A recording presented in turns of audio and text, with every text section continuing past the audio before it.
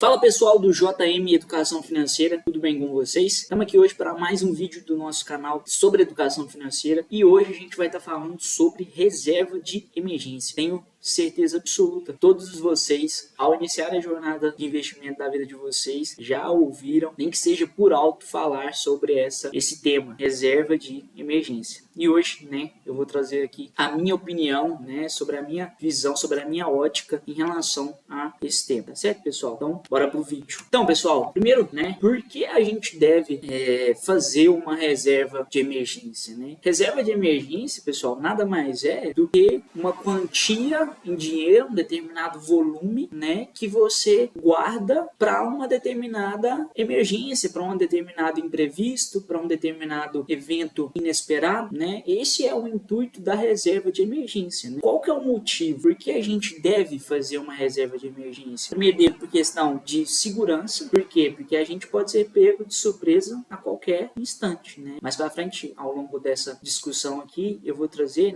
quando a gente vai estar usando, e aí vocês vão perceber. Por exemplo, por um motivo de saúde, você vai adoecer, seu filho, os que têm filhos, vai ter algum problema de saúde, você precisa estar comprando algum remédio, indo fazer alguma consulta. Então, tudo isso, caso você não tenha um dinheiro, um volume expressivo naquele momento da urgência, você vai socorrer, a sua reserva de emergência, tá certo, pessoal? Em relação, primeiro, a segurança, segundo, questão de tranquilidade, diminui o seu estresse, a sua preocupação, a sua ansiedade, porque, por exemplo, quando você está desempregado, que é um dos motivos também que a gente pode estar usando, acessando a nossa reserva de emergência, você fica um pouco mais tranquilo, você pensa, eu não preciso ficar desesperado, pegar qualquer tipo de serviço, qualquer emprego, só por questão que eu não tenho dinheiro. Não, caso eu necessite, caso eu não consiga um emprego até vencer o meu seguro-desemprego, para a categoria do CLT, no caso, ou até zerar a minha reserva de emergência, eu tenho um tempo, eu tenho um período aí de tranquilidade. E por fim, a reserva de emergência, a gente solicita o pessoal a estar tendo uma reserva por questão de dívida, porque muitas vezes quando você não tem um dinheiro, muitas vezes você se recorre à dívida, você pega empréstimos, você pega dinheiro com um amigo emprestado, você recorre a cartão de crédito, e isso vai virando ali a chamada bola de neve, só que de maneira negativa em relação a dívidas. Depois, para você reverter isso, é um problema que no início é pequeno e ao longo do tempo, se torna aí quase que insolucionável, digamos assim. Certo, pessoal? Bom, quanto devo ter, em relação aí, qual que é o volume de dinheiro? Ele vai variar. Algumas pessoas falam de 6 a 12 meses, outros pregam questão de 3 meses. Isso aí, você vai ver qual é a sua realidade e se adaptar a esse contexto de reserva de emergência, porque vai depender muito. Por exemplo, quem é CLT, tem a questão do seguro-desemprego, tem a questão do fundo garantia. Então, talvez você possa estar manejando melhor a sua reserva de emergência, já pensando nesses benefícios, nesse dinheiro, nessa reserva que o próprio governo te fornece, digamos assim. Tá certo, pessoal? Qual que é a minha opinião em relação a isso? Eu, particularmente, faço o cálculo em torno aí de 3 a 6 meses. Tá certo, pessoal? E como que é feito esse cálculo? Por exemplo, esse cara aqui, ele é do CLT. O salário dele é R$ 2.500 e ele tem um custo fixo, que a reserva de emergência é feita a partir do custo fixo. O que é dentro desse custo fixo? Que tá aluguel, conta de água, de luz, internet, supermercado, contas que você já tem pré-estabelecidas, Hoje em dia tem muito uso de streams, contas de cartão de crédito que você já tem parceladas, digamos assim, entre outros. Isso tudo vai entrar aqui na questão do custo fixo. Então, o salário é 2.500, tem um custo fixo aí de 1.500 e a gente posiciona aí de 10 a 30%. Nesse caso do exemplo aqui, ele vai estar conseguindo fazer a economia de 30% do seu salário, dá um montante aí de R$ 750, tá certo? Aí, a gente vai definir aqui, o objetivo. Qual que vai ser esse objetivo? O que é o volume de objetivo? É o custo fixo que ele tem mensal, vezes a quantidade de meses definida. Nesse caso aqui, a gente definiu 6 meses nesse exemplo, tá certo? Aí você pega R$ 1.500, que é o custo fixo dele, vezes 6 meses. Vai dar um montante aí de R$ 9.000. Aí você vê qual tempo, né, necessário você vai precisar para ter uma reserva de emergência de acordo com a sua realidade. Nesse caso aqui, 12 meses, né? Ao longo de um ano aí, ele vai estar conseguindo fazer a sua reserva de emergência, tá certo, pessoal? Só voltando aqui, como construir, né? Como eu falei, questão do objetivo, criar um orçamento para tal, para fazer essa reserva em relação de 10 a 30% no mínimo do salário, em relação ao seu salário, que é o que você vai economizar, e também ficar atento às suas economias, né, para você conseguir de fato estar extraindo esse valor do seu salário sem que ele faça falta para você. Bom, após a gente conhecer o que é reserva de emergência, saber o motivo pelo qual a gente deve ter uma, saber as aplicações em relação ao tempo que a gente deve ter, né, como a gente montar, agora a gente vai para onde a gente guarda a nossa reserva. Primeiro de tudo, quando você fala em investimento de reserva de emergência, você tem que pensar em liquidez. O que é essa liquidez, Jean? Essa é uma palavra bonita, né, e às vezes complicada para quem está iniciando agora no mundo dos investimentos, mas a liquidez nada mais é do que a facilidade com a qual você consegue tempo, o período que você necessita para que você tenha o dinheiro disponível, né, na sua conta, digamos assim. Por exemplo, quando você investe na bolsa de valores, a depender da corretora, ela pede aí de 3 a 5 dias. Então não é um investimento para você fazer uma reserva de emergência. Por quê? Porque uma emergência você não consegue esperar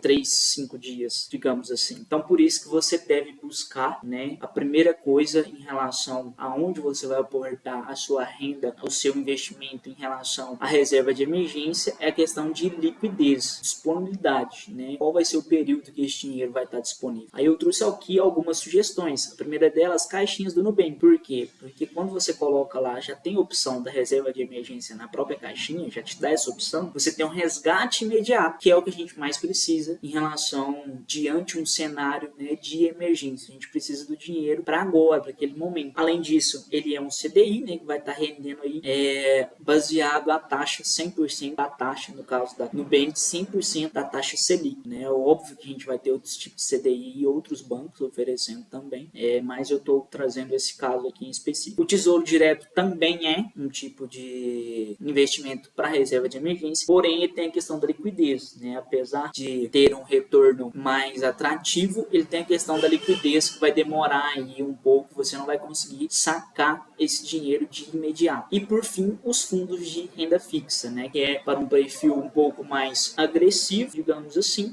tem um nível de rentabilidade um pouco melhor em relação aos dois primeiros tipos, né, sugestões de onde investir, porém também peca um pouco em relação aí à liquidez, por questões de demora, digamos assim, de espera para você conseguir sacar, fazer a retirada do seu capital. Bom, agora a gente vai para quando que você vai usar essa sua reserva. Porque a reserva também não é um dinheiro que você tem ali e fala, o final de semana agora aqui eu quero tomar uma, vou tirar o dinheiro da reserva. Não é assim, senão você nunca vai conseguir chegar no seu objetivo, né? Você nunca vai conseguir ter aquele dinheiro lá rendendo toda vez que você, eu quero comprar um tênis, eu quero tomar uma cerveja, eu quero ir num show e ir lá e fazer retirada. Não, reserva de emergência, fique bem claro, são para momentos de emergência, eventos que demandam determinado capital que você não tenha e você precisa de fato, porque é uma emergência. Aí, primeiro deles, a gente cita aqui a perda do emprego. Quando você está desempregado, quando você não tem receita e os boletos não param de chegar, você precisa acessar a sua reserva para conseguir manusear, né, manejar as suas contas até que você consiga recolocar-se no mercado de trabalho e voltar a ter uma receita mensal. Segundo, como eu já mencionei anteriormente, despesas médicas, um filho que adoeceu, você mesmo, um acidente que aconteceu, alguém que morreu, entre outros, englobando aí na área da saúde, também você pode estar acessando a sua reserva de emergência. E por fim, reparos de emergência, como por exemplo, na sua casa, a sua geladeira estragou. É uma emergência, você não consegue mais ficar sem uma geladeira por motivos que são óbvios. Então, isso tudo aí encaixa, quando você pode usar e quando a gente não deve usar ela. Por exemplo, como eu já citei, para futilidades, né, para coisas que não são relevantes na sua vida, que não são de fato emergência. Aí cabe a cada um ponderar o que é emergência e o que não é em relação aí ao seu cenário econômico pessoal, digamos assim, em relação às suas economias, finanças pessoais. Bom, em relação aí maneiras, né, dicas como você consegue manter a sua reserva de emergência, né, para não ficar fazendo saques, retiradas e ao final do seu objetivo ali não conseguir obter, né, alcançar a sua meta do volume necessário para a sua reserva de emergência, né? Então a primeira delas, você revisar o seu orçamento para você conseguir de fato, por exemplo, aqui no exemplo o sujeito consegue tirar 30% do salário. Tem gente que não consegue, infelizmente. Aí você começa com 10 no primeiro mês. Aí você revisa o seu orçamento, consegue cortar gastos ali supérfluos, sobe para 15%, para 20%. É interessante que você tenha em mente que quanto mais você consegue aumentar o seu aporte, mais rápido, né, menor vai ser o intervalo de tempo para você conseguir chegar à sua meta, né? Segundo, aumentar a sua renda, fazer renda extra. Futuramente vou trazer aqui no canal sugestões também para rendas extras. Por fim, evitar dívidas desnecessárias, evitar gastos desnecessários. Realmente a reserva de emergência são para situações de emergência, tá certo, pessoal? Finalizando, os benefícios aí da reserva: uma proteção financeira para eventos inesperados, para que você não possa ser pego de surpresa, e sendo você consiga manejar esse evento inesperado de maneira correta e com prudência. Segundo, você tem mais tranquilidade, menos ansiedade, menos estresse para você, porque você sabe que caso um evento inesperado aconteça, você tem aonde se recorrer. E por fim, questão de liberdade financeira, que você pode sair do emprego e ter ainda, né, um intervalo de tempo maior aí para se decidir, não necessariamente tendo que pegar a primeira oportunidade que aparecer, mesmo que ela não seja interessante para você, tá certo, pessoal? Por fim, só a última ponderação aqui que eu faço: muitas vezes as pessoas projetam, né, para vocês que façam primeiro a reserva de emergência para depois começar a investir. Eu tenho uma política diferente e eu faço isso com os meus investimentos. Eu tiro um montante para a reserva de emergência e ao mesmo tempo também faço aportes para outros. Para quê? Para estimular a minha vontade, o meu hábito de investir. Então fica aqui a minha sugestão. Peço para vocês que, se não são inscritos, se inscrevam no canal, ative o sininho de notificações, deixe o like se você curtiu e compartilhe caso o meu conteúdo fez sentido para você, para que faça sentido também para outras pessoas, tá certo? Desde já agradeço, um abraço e fiquem com Deus.